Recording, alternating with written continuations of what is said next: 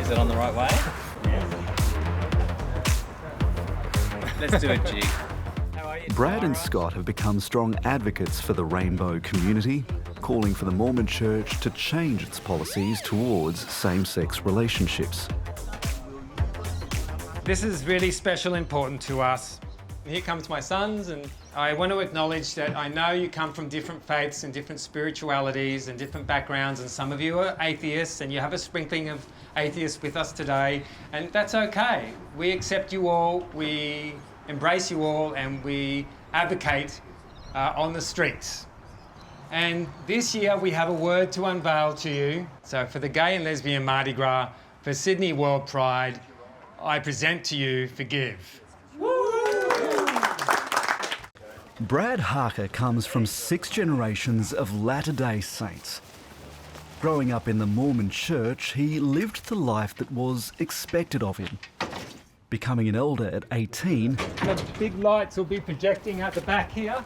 and baptising over 60 people during his time as a missionary. Save some for after the march. All right, we'll go back in and relax now. And just... I felt nurtured, I felt loved, I was taught a lot of good values by the church. It was a positive experience. The interaction with youth was really good.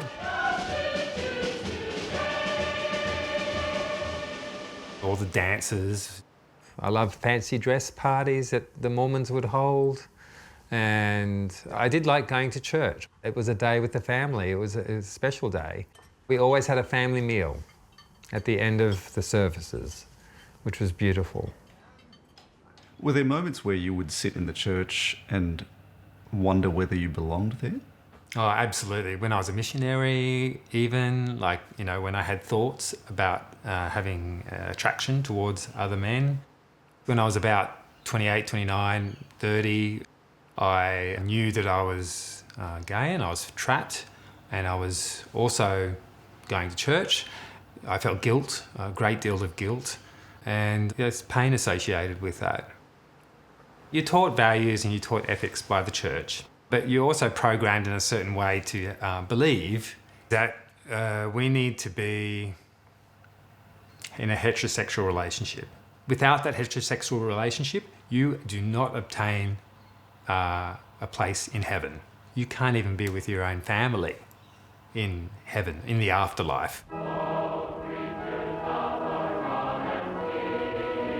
So important is this notion of family as the foundation of the church that Brad tried really hard to fit in and married young.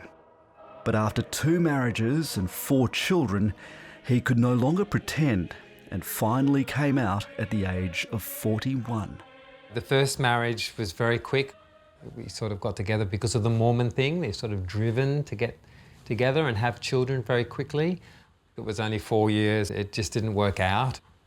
I questioned myself completely, and I started to date both men and women and started to experiment. The rumours circulated, and the bishop called me and asked if I wanted to be excommunicated, taken from the rolls for having gay sex. And I was shocked, absolutely shocked and mortified. And I said, no, I'm not giving you permission to excommunicate me. And I hung up on him. It was a turning point in my life. I stopped going to church, and then I guess started to go through the process of unwiring everything. Mum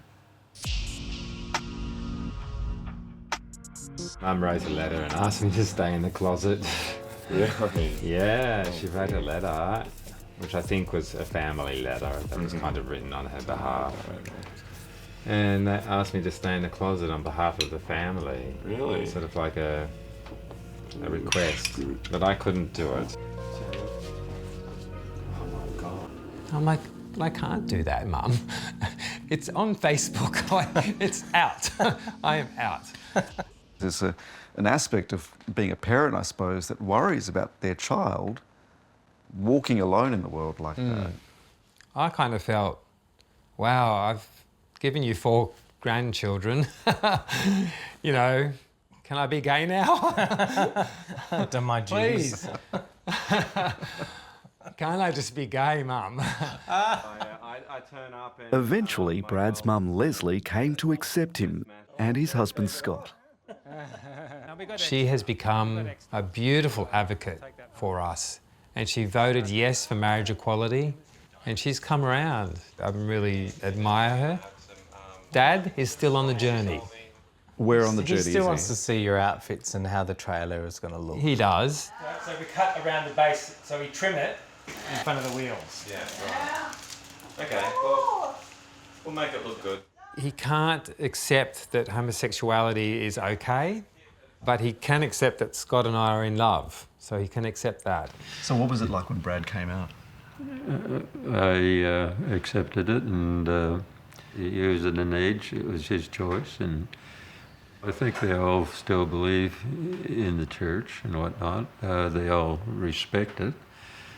Bradley's always looking after his children just like we did, and you know, Scott's just like part of the family.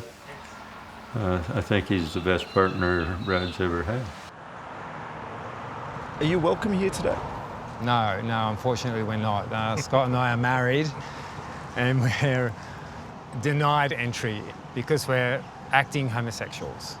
I would love nothing more for Scott and I to be able to walk in together and maybe just say a prayer to be close to God. They will accept you admitting that you're gay, but they will not accept you if you're acting on it, which is what Scott and I do because we're in a relationship and we're married, is the sin. And there are people, they promote it on videos on the LDS website, how to live as a gay or lesbian and be married to your And still be married. male or female partner. How doable is that? It's not living, it's living a lie. That is living an absolute lie. It's all I can say is just... I couldn't understand. You'd be happy. You wouldn't be happy. Do you pray for redemption in the afterlife, to go to heaven? I don't pray to go to heaven. I just believe that maybe I am going to go to heaven because I'm a good person, and just because I'm gay doesn't mean I can't go. Heaven's a nice place. Heaven's with your family. I'm not going to be excluded from that because I'm gay.